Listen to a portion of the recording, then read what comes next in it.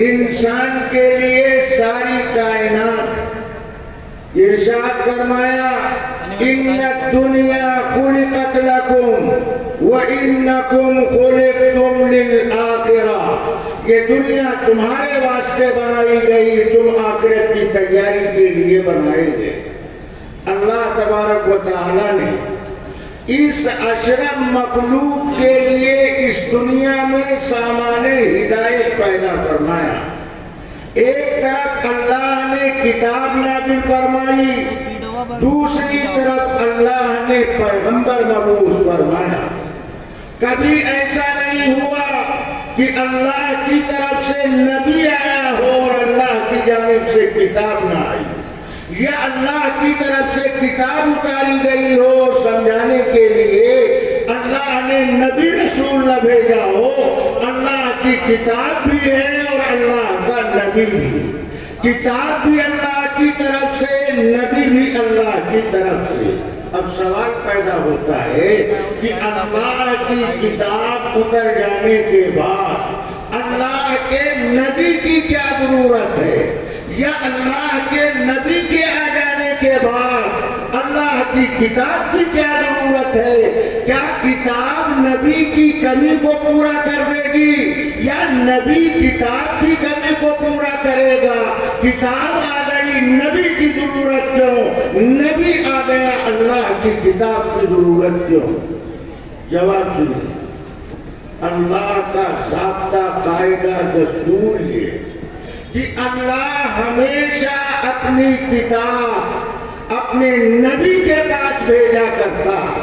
اللہ کی کتاب کبھی غیر نبی کے پاس نہیں آیا کرتی. جب اللہ کی کتاب نبی کے پاس آتی ہے تو اس سے یہ بات معلوم ہوئی کہ اگر اللہ کی کتاب چاہیے تو نبی کا واسطہ چاہیے. نبی کے واسطے کے بغیر اللہ کی کتاب مل نہیں سکتی. ایک وجہ. اور دوسری وجہ یہ ہے کہ کتاب نبی کا تعارف کراتی اور نبی اللہ کی کتاب کا تعارف کراتا. بعض دیگر علماء کی زبان میں یوں کہا جائے کہ کتاب اور نبی دونوں آپس میں لازم ملزوم ہے. نہ کتاب کو نبی سے الگ کیا جا سکتا، نہ نبی کو اللہ کی کتاب سے جدا کیا جا سکتا. اور تیسری وجہ یہ کہ اللہ کی کتاب کی مراد تک پہنچنے کے لیے نبی سے رابطہ ضروری ہے. نبی کے بتائے بغیر اللہ کی کتاب کو سمجھا نہیں جا سکتا. آپ کہیں گے مولانا آپ کیا کہہ رہے ہیں کہ نبی کے بغیر اللہ کی کتاب کو سمجھا نہیں جا سکتا؟ اللہ نے قرآن میں ارشاد فرمایا وَلَقَدْ يَسَّرْنَا الْقُرْآنَ، کہ ہم نے قرآن کو آسان بنایا. تو جب قرآن آسان ہے تو قرآن کو سمجھنے کے لیے نبی کے واسطے کی کیا ضرورت ہے؟ آسان چیز تو ہر آدمی سمجھ سکتا. تو جو آدمی قرآن کی اس آیت کا یہ مطلب سمجھتا ہے تو میں پورے یقین کے ساتھ یہ بات کہتا ہوں وہ قرآن کیا سمجھے گا، قرآن کی اس آیت کا بھی مطلب نہیں سمجھتا. اس آیت کا مطلب کیا ہے؟ اللہ فرماتا ہے وَلَقَدْ يَسَّرْنَا الْقُرْآنَ لِلذِّكْرِ، کہ ہم نے قرآن کو آسان بنایا ذکر کے لیے. ذکر کا مطلب کیا ہے؟ ذکر کے دو معنی مفسرین نے لکھے. ذکر کا ایک معنی ہے یاد کرنا.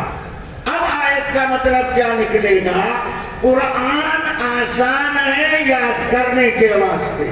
بچہ یاد کرنا چاہے، جوان یاد کرنا چاہے، لڑکا یاد کرنا چاہے، لڑکی یاد کرنا چاہے، مرد یاد کرنا چاہے، عورت یاد کرنا چاہے، میاں بینا تو بینا ہے، نابینا قرآن یاد کرنا چاہے، اللہ نے قرآن کو آسان بنایا یاد کرنے کے واسطے.